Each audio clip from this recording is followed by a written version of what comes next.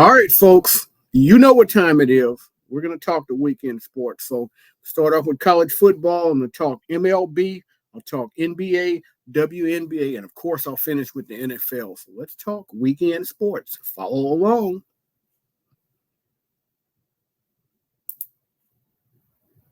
All right, so, I'm going to share the screen out here. And we're going to go to ESPN.com. So we're going to start off with talking a little college football right here. I'm going to talk top 25 here. We're going to, like I said, we're going to work our way through college football, MLB, NBA, WNBA. NBA starts tonight, and then we'll finish off with NFL. So let's start off right now, the weekend sports. We're going to talk about college football.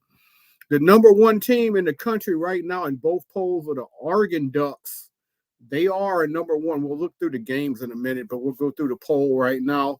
Number two is the Georgia Bulldogs. Again, we're going to talk games in just a minute. They're number two right now in both polls. Penn State's number three in both polls. They're 6-0. Number four in both polls are the Ohio State Buckeyes. So we have the exact same top four in both the AP and the coaches poll. Number five in the AP poll is going to be the Texas Longhorns. And they're number six in the AP poll, in the coaches poll. Of course, they were number one. But again, we're going to talk games in just a minute. Number six, Miami Hurricanes, and they're number five in the coaches poll. Again, Cam Ward's fantastic. The team, I'm not sure about, but we'll talk about them in a minute. Number seven in the AP poll, Tennessee Vols. Number eight in the coaches poll. Number eight in the AP poll, and number seven in the coaches poll, the Bayou Bengals from right here at LSU. Number nine in both polls, Clemson. They've been good since the first game when they lost to Georgia in dominant fashion. Number 10 is Iowa State in both polls. They haven't really been tested that well, but yeah, they're 7-0. Give them props. Number 11 in the AP and 12 in the coaches poll is going to be BYU, also 7-0. Number 12 and then number 11 in the coaches poll, Notre Dame, 6-1, one loss, was a huge upset, of course, to Northern Illinois.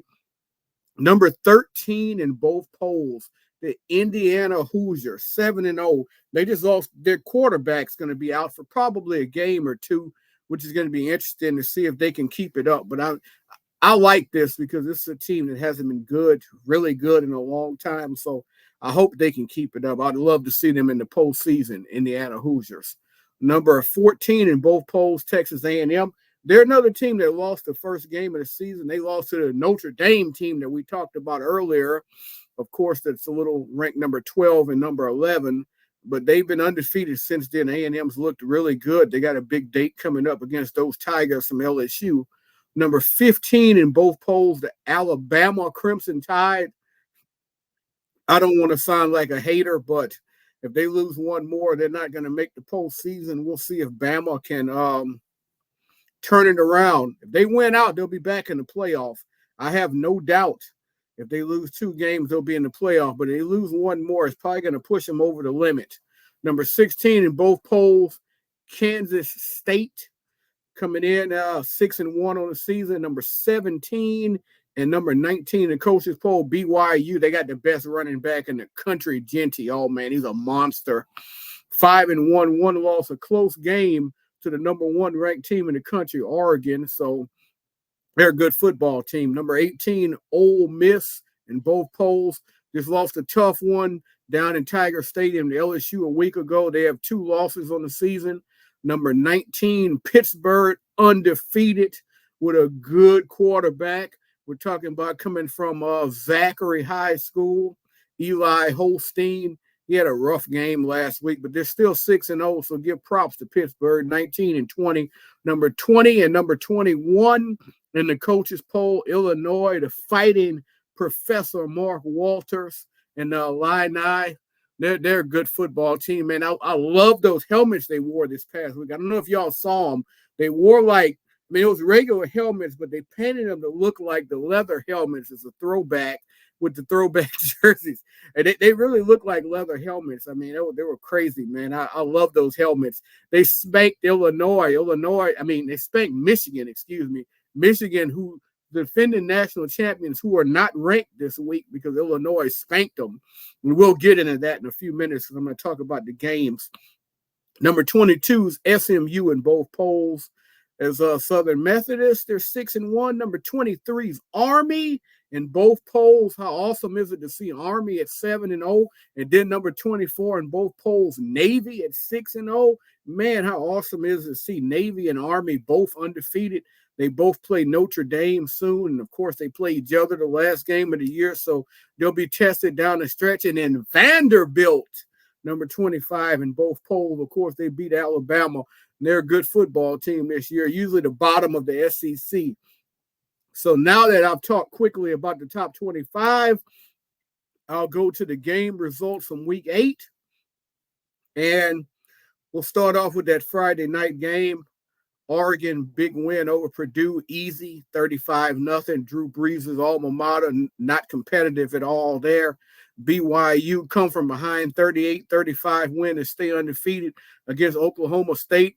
It's a little weird to see Mike Gundy team right now at 3-4 and 0-4 in the Big 12. That's really unusual for a Mike Gundy team because those Oklahoma State teams under Gundy, they're usually 9-3, 8-4. They're usually better than that. So to see them 3-4, we'll see how they finish the season. We go to the Saturday games. The big game Saturday, of course, was the Georgia Bulldogs going to Texas in Austin and beating the Longhorns 30-15. What a game. Give Georgia their props for that one. Quinn Ewers looked bad in that game. He was 25 of 43, 211, 2 touchdowns, but did not look good.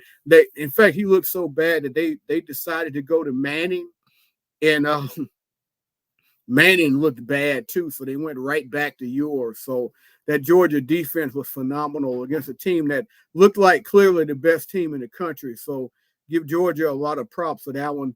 They seem to be able to beat everyone except Alabama because they always struggle with Bama. That's for damn sure. The Miami Hurricanes, man,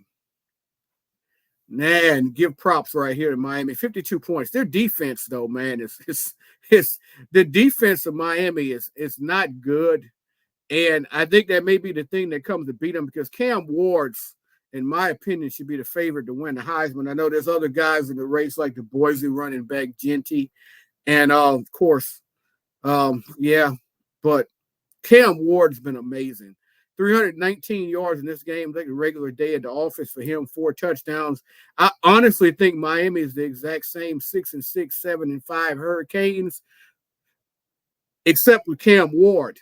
And they paid Cam Ward the most NIL money in the country for a reason because he's the best quarterback in the country. He's a guy I would take with the number 1 pick, to be honest with you. He's a guy that's keeping it afloat. The last 2 weeks, the Canes won games that they easily could have lost because of Cam Ward. Cam Ward's fantastic, man. He's that good. He's as advertised. But unless Miami Hurricanes get their defense together, they're not winning the championship. But it's tough for me here because I'm like, as someone who grew up a fan of the Canes, I'm like, yeah, it's a step in the right direction because the last 20 years, the Canes have been a huge disappointment. It's a step in the right direction just to make the playoffs. But at the same time, it's like Cam Ward's here this year only, and he's going to the NFL. So it's like, if you don't win, at least go to the championship this year. You might suck again next year. You might go back to being a 6-6, 7-5 Canes because Cam Ward is only here for 1 year. So it's tough, man. But you got to enjoy the 1 year that he's here. You got to hope someone else steps in and wants to do an NIL and wants to continue the legacy of Cam Ward and continue to bring the U back because this is not a good football team without Cam Ward. That man deserves all the props in the world. All right, so next game, Alabama against Tennessee. What a game this was. This was a huge game. Tennessee won this game. This is a game that Alabama usually won. It's a big traditional game. We heard Nick Saban make the comment that this is a bigger rivalry game for his players than the Auburn game, that he has a hard time getting his players up for the Auburn game, but has no problem getting them up for Tennessee. Tennessee, man, that was they pulled that one off by the skin of their teeth. But I tell you, I'm not impressed with Jalen Milroe. He makes critical mistakes at the wrong time. He's not a guy I would draft high in the draft. Tennessee's offense, they didn't score in the first half, but they woke up in the second half to score all 24 of their points. It was a back and forth type game, low scored in the first half. Offenses woke up in the second half. Great win for Tennessee. Give them props here as they move up in the polls and have a legitimate opportunity to be a playoff team after this one. Iowa State 35-34 with UCF. UCF's not that good, so for Iowa State to be undefeated and to win this game by 3 points at home, to me, is a disappointment. I would like to see more out of the Cyclones. I would have liked to see them go through there and smash Central Florida, because Central Florida is not that good. They're 3-4 in the year. The Knights 1-3 in the Big 12. But Iowa State, though, they're still undefeated. And I mean, there's something to say about that. 7 games through the year, 5 more to play. The Big 12 is wide open. So why the Cyclones can't go through here and make the playoffs, we'll see. And they make the playoffs, and they're one of the top 4 teams, top 4 conference teams. They'll get a bye. You think about how huge a bye is, because if you get a bye and then you come out and you upset someone in the first round, which they probably have to do in terms of that. I mean, you're right there for winning the championship. So big game. They got to keep it going, but I'm not overly impressed with the Cyclones. Next game, Clemson beats Virginia 48-31. I'm very impressed with the way Clemson's played since the Georgia game, because Clemson did not look good against Georgia. Dabo and these guys, they've gotten it together. I mean, I don't like the fact that they gave up 21 points in the fourth quarter to Virginia. Virginia is not bad. They're 4-3. They're 2-2 in the ACC, but giving up 21 points in the final quarter made this game look a little bit closer. 48-31, though, didn't cover the point spread, but Clemson's looked good, man. Cade Klubnik, I've been giving him props every week because I dogged this guy for so long because he was trash. But he's looked good the last few weeks, so I give him props every week lately as Clemson's won 6 games in a row. Number 12 is Notre Dame. They breezed through Georgia Tech 31-13. Good win right here for Notre Dame. They got big games coming up. I mentioned it earlier. They got Navy. They got Army. We'll talk about the upcoming games in a couple of days, but yeah, they can keep it going. They'll definitely be in the playoffs. Texas A&M 34-24 win, 10-point win against the worst team in the SEC. No questions asked. Mississippi State, when they got blown out by Toledo, I lost all respect for the Bulldogs. They're 1-6 on the season, 0-4 in the ACC. In the SEC, excuse me. I would like Texas A&M to blow them out by more than that, but Texas A&M's 4-0, and they're looking forward to that big matchup against the LSU Tigers, and it will be huge. Indiana 4-0 in the Big Ten, 7-0 overall. They smashed Nebraska 56-7. They lost their quarterback in this game for a game or two, so it'll be interesting to see how that goes. But man, this is what I call for Indiana. I wanted to see them smash Nebraska, and they did 56-7, because Nebraska is really not a bad team. They got a good young freshman quarterback, even though he threw 3 picks today, but give Indiana defense credit for that. 56-7, man, that's a smashing. Give Indiana much props. 7-0 on the season. I think they've only been 7-0 2 times in their history. I don't know if I'm getting my numbers right, but I think I saw that the other day 2 times. Second time in their history. And it's been a long time, 7-0. So I like to see them at least go 10-0 going into the Ohio State game. Of course, I don't think they're going to win in Columbia, but we'll get to that when it happens, Columbus. But 7-0. Kansas State 6-1 on the season, 3-1 in the Big 12. They beat West Virginia 45-18 this week. Easy win this week for Kansas State. They're a good football team. We'll see if they can keep it going. They have potential to win that Big 12 as well, as I mentioned, Iowa State, and compete for a championship in the Big 12 and get in that playoff. 12 teams, it's so open. Missouri has to come from behind with 15 points in the fourth quarter to win a close game against a bad Auburn team. Auburn's still winless in the SEC, 2-4 overall. But this was their game for a while, and they got a defensive touchdown. I think it was a punt return. I might be wrong. It was a fumble punt or something. They got a really easy touchdown. They had Missouri dead to rights, but Give the Tigers props. Brady Cook, their quarterback, he got injured early in that game and then came back and led them to a victory. So give them props. SMU 40-10 win over Stanford. Stanford being in the ACC and SMU being in the ACC is such a weird thing, but Southern Methodist 3-0 in the ACC, 6-1 overall. Keep it rolling. ACC still a little bit open right now. It feels like Miami and Clemson on a crash course to meet in the ACC title, but SMU and teams like that, SMU's still there. I mean, just keep winning, guys. They're 3-0. I mean, can you get better than undefeated? No. Michigan, number 24 versus number 22. Illinois, the fighting Professor Dr. Mark Walters. Illinois, 21-7 victory over Michigan. What a victory for Illinois. 6-1 on the season. Defending national champions Michigan only 4-3. Sharon Moore facing a little pressure now as Jim Harbaugh is no longer the sheriff in town. They're having trouble scoring points. Illinois, just a better team here. In Illinois, I mentioned earlier, man, those painted leather helmets. They weren't leather, but they looked leather. They looked amazing, I tell you that. Great win for the Illini. 6-1 on the season. Next game, Army, 7-0. They rolled past East Carolina 45-28. East Carolina scored 21 in the fourth quarter to make it look a little closer. We're talking a 38-7 game going into the final stanza. Army, easy victory here. They got Notre Dame coming up, and they got this team right here coming up. Of course, the last game of the year, Navy, 51-17 over Charlotte. They are 6-0. They're 4-0 in the conference. They crushed Charlotte. Of course, I'm not trying to go over 30 minutes on this podcast, so we got to roll on right now and talk a little MLB.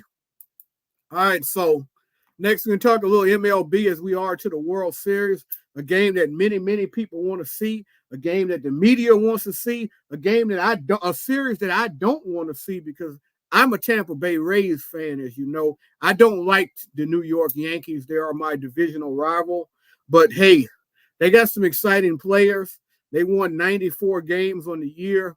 I give props to anyone that's good. You're good. I don't like you. But the Yankees, they had a hell of a season. The Dodgers had a hell of a season. 98 wins. You got two really good teams. I always say this a lot. Baseball is such a random sport. The Mets would have been a good example of a random team. That's a team that started off 11 games under 500 at one point this year. And they made it all the way to the National League Finals. The Dodgers took them out in 6 games, but in the end, this time, you don't have a Texas Ranger type story or like the St. Louis Cardinals did many times with 86 wins. And there's been a lot of teams, Washington Nationals, a lot of teams in baseball that have made the World Series with pretty mediocre records. But you have two of the, in my opinion, the 3 best teams on the season in the Yankees and the Dodgers. And I say 2 of the 3 because I think the Phillies for the season were the best team in baseball, and the Mets took them out, their divisional rivals. So you got 2 really good teams. You got 2 opposite markets. So you got New York versus LA. I think you got a game here that's going to draw a ton of interest. You're talking Garrett Cole starting game 1 for the Yankees. He's a big name, tremendous pitcher. You got John Flaherty for the Dodgers. And Jack Flaherty, excuse me. And he struggled some in the postseason. He's got an ERA over 7. So interesting game 1 here. But you got so much star power in this matchup starting off at Dodger Stadium between the Dodgers and the Yankees. And when you look at this series and you look at the star power here, you look at Aaron Judge. Well, I know some people said Aaron Judge is struggling in the postseason. He's crap and all of this. He started getting it together and hitting well in the postseason. And this guy's got 58 home runs on the season, a 322 average, 144 RBIs. You got Shohei, the star, Shohei, who had a 50-50 season, 54 home runs, hit 310, 130 RBIs. And, of course, he couldn't pitch because of injury. But this man is the modern-day Babe Ruth. He can do it all. So when you got Aaron Judge versus Shohei right here, you got two guys that are the leading candidates for MVP of the league, leading candidate for MVP of the American League versus the leading candidate for MVP of the National League. You got two guys right here that are fantastic. As a Tampa Bay Rays fan, I'm not going to lie. I wish Tyler Glasnow was healthy and pitching for the Dodgers because I'm rooting for Glasnow. He's one of my favorite players in the league, even though he plays for the Dodgers now. That guy gave everything to the Rays. I loved watching him play. He got injured a lot, but definitely would be rooting for Tyler Glasnow to be playing. He's on IR, so he's not playing, or IL as they call it in MLB. I expect this to be a very good series. Go 6 or 7 games. Dodgers scored a lot of runs in that series against the Mets. The Yankees, on the other hand, they won 4-1 against the Cleveland Guardians. I don't know why I was about to say Indians. Good series there as well, but a lot of star power here. That series starts tomorrow night, so we'll make sure you check that out. So we'll move on to the NBA because the NBA actually starts tonight. The night is the start of the NBA. Right now, at this moment, as I speak, before this video uploads, the Boston Celtics, they lead right now against the New York Knicks 19-12. Boston, of course, the defending NBA champions. And we know they're going to win a lot of games this year. The Knicks, we know they're going to win a lot of games this year. Most people expect the Knicks to be the biggest competition to them. And the second game, the storyline, Minnesota, they're an excellent team, of course, with Anthony Edwards. And the big story to that is they're going to be playing against LeBron James and, of course, Bronny expected to play. And you're expected to see a rarity, a father and son duo on the same court. And from what I understand, I heard today that the Ken Griffey Sr. and Jr. will be at the game to watch it because LeBron did say that he was motivated by Ken Griffey and Ken Griffey Jr., Ken Griffey and Ken Griffey Jr.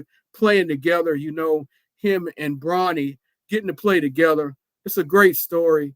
I'm not an LA fan. I'm an Orlando Magic fan, and we know the history there, and they're not in the same conference or anything like that, but the Lakers, they've stolen away a couple of our greatest players as an Orlando Magic fan, and Shaquille O'Neal and Dwight Howard, which I call Dwight Coward these days. So, yeah, two of them, the two most winning franchises in the NBA playing tonight in a doubleheader, in the Celtics and the Lakers. Of course, that's what the networks want you to see it, and I don't blame the networks because those are what's going to draw the ratings on TNT. Going to be quickly on this NBA thing, just talk quickly what I'm expecting during the season. I'm not going to do a full preview video. The Eastern Conference, I'll start with the Eastern Conference. Boston Celtics, they're obviously the favorite to win the East. The New York Knicks, let's look at last year's standings and tell you what I think here. New York Knicks, I think, are the second. They got so much talent. Jalen Brunson. They just got to stay healthy, man. Anunoby. The injuries hurt them last year. If they can just stay healthy, they're going to be a good team and compete. Injuries hurt them last year. Milwaukee, you still got Lillard, and you still got Giannis, man. Giannis is a monster. So you can't count out Milwaukee. Cleveland Cavaliers, you can't count them out as long as they got I don't know why I'm drawing a blank here, but as long as they got Damon they got Mitchell. I'm sorry, I don't know why I drew a blank on Donovan Mitchell's name. Spider, Donovan Mitchell.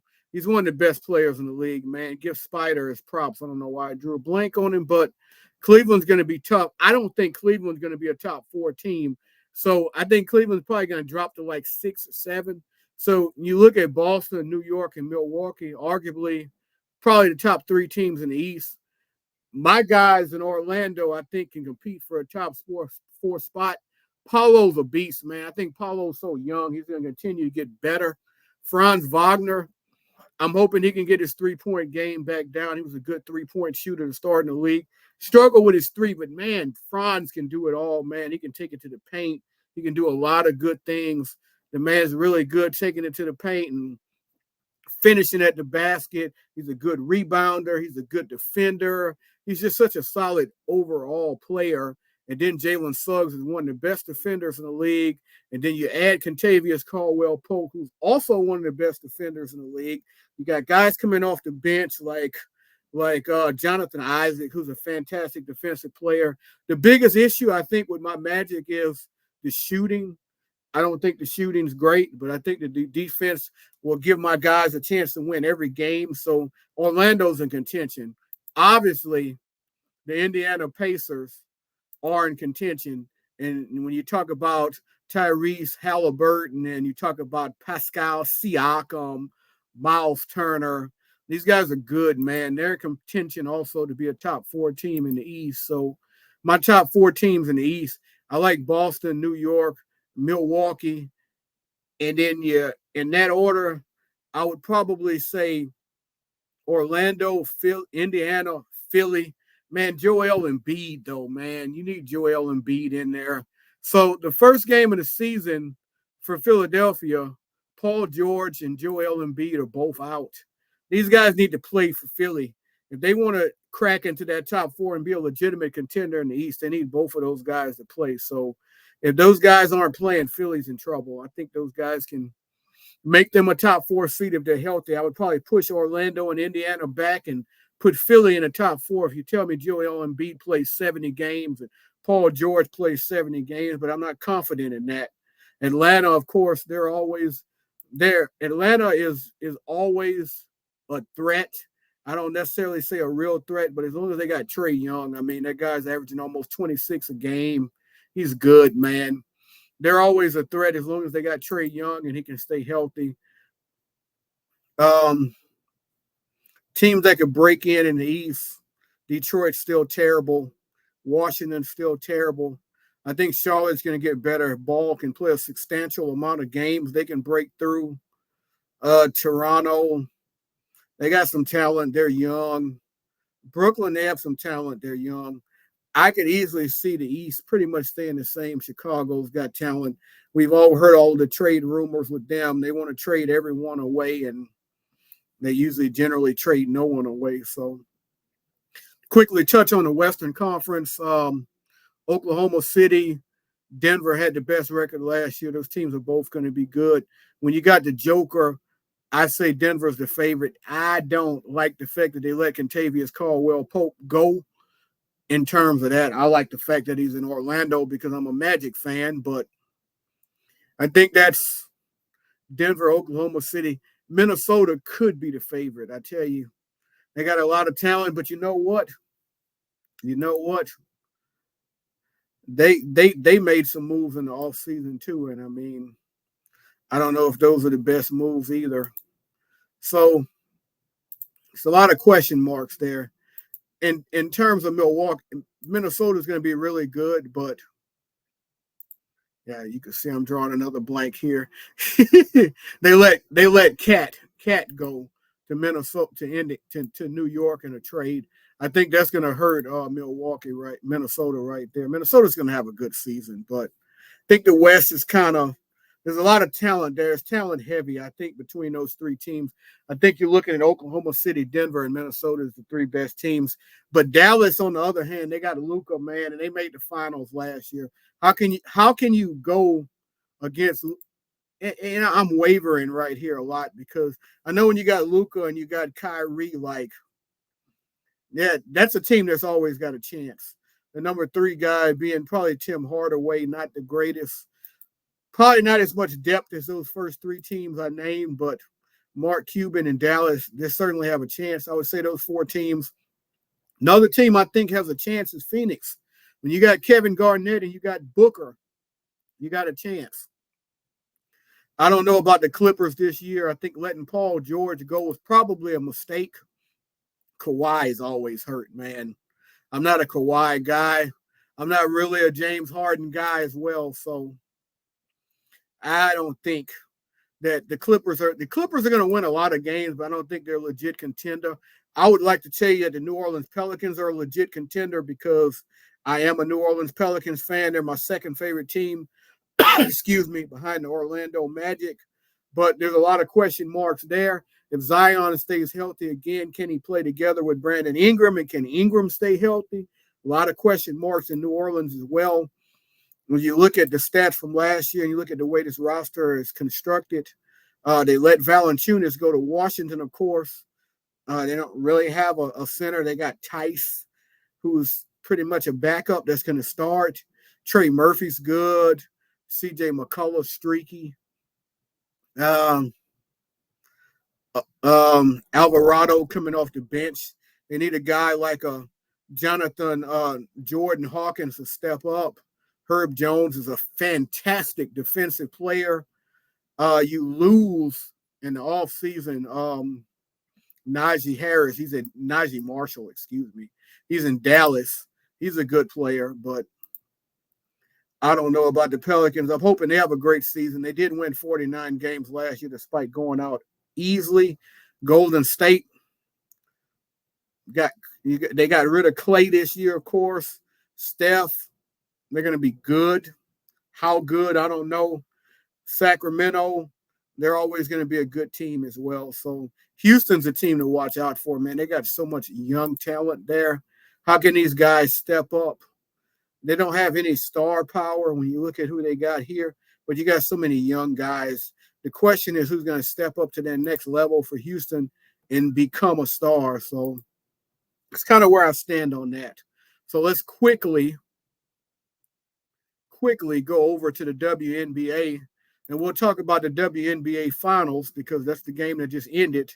It was a game between the Minnesota Lynx, who led most of the game against the New York Liberty. Liberty pulled it out 67-62 in overtime. The Lynx only scored 2 points in overtime. Now, this was a game with a controversial call at the end of the game that went in the way of the New York Liberty as Breanna Stewart hit 2 free throws that she probably shouldn't have even had the opportunity to hit. But the 2 stars for the Liberty shot the ball really bad. Breanna Stewart, 4 out of 15. Sabrina Ionescu, 1 out of 19. Like, wow, 1 out of 19, 5 points, 1 out of 10 for 1 out of 10 from 3-point range. They got a spark off the bench right here, 13 points here for Sabley. But this is a team that did not play well in this game, and they found a way to win because they were the best team all year. So I was happy for them to get the W, but in the championship, it's the first championship for the New York Liberty. They've been in the league. They're one of the founding teams of the WNBA, but did not play their best ball. You talk about Nafisha Collier and Kayla McBride for Minnesota, 22 and 21 points each. But Liberty played good defense to stay in the game and pull out the close victory, 67-62. I'm not going to talk about the NHL, but I promise I will talk about the NHL a little bit in the future. I'm going to jump to the NFL right now, which is, of course, the biggest primary sport. You look on the front page of ESPN, you'll see that Tua Tagovailoa is coming back from injury for the Miami Dolphins, expected to play this week coming out of concussion protocol after serving his 4 games. He had a lot of interesting comments that he made. And if you're a Dolphins fan like I am, you're excited the man's coming back because all you got to do is get the damn ball to Tua and to Waddle and Hill. And these clowns that have been playing quarterback since Tua have been hurt, they can't get the ball to Hill and Waddle. So Tua's coming back. He's going to get the ball to Hill and Waddle. I hope the man stays healthy for his wife and his little kids, but someone's got to get the ball to these guys. It's been really hard as a Miami Dolphin fan. So later in the week, I'll go with my predictions for the games for week 8. We'll just talk about week 7 real quick. Denver spanked the Saints. I was at that game. Saints looked miserable with Spencer Rattler, 2 best receivers out, injuries on the offensive line. Jacksonville, early in the morning in London, spanked the Patriots 32-16. Patriots got off to a good start, saw some good things, and Drake May, 276 yards, 2 touchdowns. But Trevor Lawrence and the guys looked good. Jacksonville's only 2-5, so for them, hopefully this sparks a run for them. You go through the 12 or the 1 o'clock Eastern window. Seattle, man, 34-14 win against Kirk O'Chains, who did not play well. And the Falcons in Atlanta, must win for the Seahawks. Back in first place in the NFC West. Tennessee Titans drop a game 34-10 in Buffalo. Looked like we expected.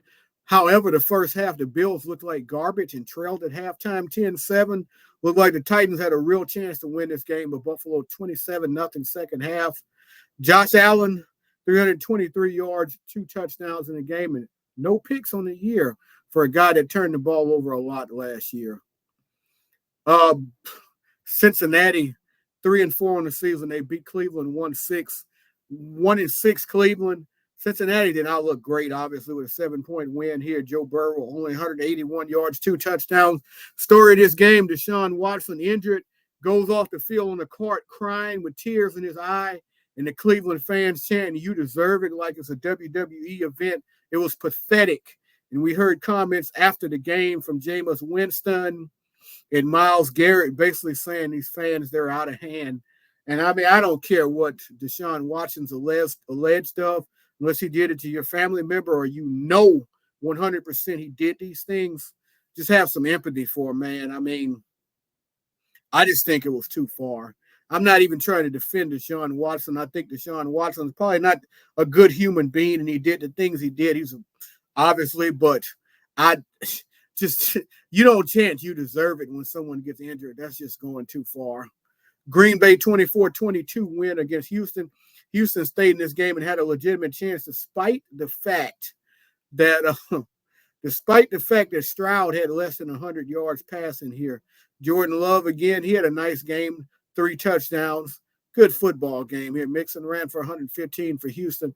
Back and forward at the end, Brandon McManus hit the field goal at the end to win the game for Green Bay. He was just signed out of nowhere for the injured kicker. Detroit, man, what a fantastic game. 31-29 win against the Vikings. Hand the Vikings their first loss. Both teams 5-1 on the season. Detroit goes on the road, pulls this off. Jared Goff, man, what a great game. 22 for 25, 290 yards. Jamari Gibbs. Gibbs had 116 yards, 2 touchdowns on the ground. Amon-Ra St. Brown, 8 catches, 112 yards and a touchdown. Detroit, really good football team. Philadelphia, 28-3 over the Giants. Jalen Hurts, not all that impressive, 114 yards and a touchdown. Saquon in his return to the Meadowlands was impressive, 176 yards running on 17 carries and a touchdown, and a lot of shit talk, to say the least, to those Giants fans who were out there burning his jersey as they dominate. Giants 2-5. They benched Jones, Daniel Jones, but did not get any better production doing so. The Rams beat the Raiders 20-15 in an ugly football game. Stafford, 154 yards and a touchdown. Brock Bowers, another good game for Las Vegas, 10 catches, 93 yards, no scores, though. Raiders 2-5, Rams 2-4. Jaden Daniels, the leading candidate for Rookie of the Year, suffered an injury, but Marcus Mariota came in, stepped up where he left off, 205 yards, 2 touchdowns, and an easy victory here. Scary Terry caught 6 balls for 98 yards as the Commanders command a 40-7 win over a bad Carolina team. And I tell you what, it looked good for 1 week when they switched quarterbacks, but I tell you, the Red Rocket, he's come in and he's looked terrible as well. So might as well go back to the young guy. It doesn't matter. Kansas City Chiefs don't know how they continue to be undefeated, but they're 6-0, 28-18. Great defensive play on the road in Santa Clara against the 49ers. Brock Purdy threw 3 interceptions. Kareem Hunt had 2 touchdowns on 78 yards on the ground. Patrick Mahomes did not play great. Threw a couple picks. He leads the league in interceptions, and it doesn't even matter. It doesn't even matter. In the end, it doesn't even matter because the Chiefs are still undefeated. And Patrick Mahomes, he makes the right plays at the right times, despite the fact that his stats look like garbage. He's still the best quarterback in the league, no questions asked. Pittsburgh 37-15 win over the Jets. I love this one as a Dolphin fan. I love watching Aaron stink up the joint. Couple more picks here, 276 yards. But Najee Harris, 102 yards on the ground, and Russ cooked.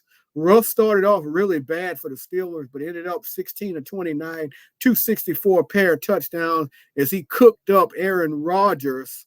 And the New York Jets, or as I like to call them, the New Jersey Jokes. So the Jets 2-5 on the season, Steelers 5-2. We go to the two Monday night games, 41-31, the Ravens over Baltimore. What a day for Lamar Jackson. Lamarvelous, 17 out of 22, 281 yards and 5 touchdowns. And Baker on the other side had 370 yards, 3 touchdowns, but 2 costly interceptions, including one in the red zone. The biggest issue of the night for the Tampa Bay Buccaneers, they lost their top 2 receivers. Chris Godwin, he ain't coming back. And from what I heard today, Mike Evans, he ain't coming back until week 12. So that's a few weeks for Tampa Bay to have to work with without their 2 top receivers. We'll see if they make a trade or do anything to make it better, but that's tough, man, in the middle of the division race. But King Henry, 15 runs, 169, 2 long runs for Baltimore. Rashad Bateman, 4 catches, 121 and a touchdown. And the Ravens looked good, man. So we go to the other Monday night game, the other Harbaugh game for that matter, is Jim Harbaugh and the Chargers lose, drop to 3-3 as Kyler Murray and the Cardinals win 17-15 in a game that the Chargers could have won here, but they fumbled a ball through the end zone early. Justin Herbert has his best passing numbers of the year, 349 yards, but 0 touchdowns, 0 interceptions. Kyler Murray was barely 50% with 145 yards touchdown, 145 yards passing, but did have a touchdown and a pick and had the long touchdown run that was 49 yards. James Conner rushed for 101 yards. It was enough for the Cardinals to get the dub.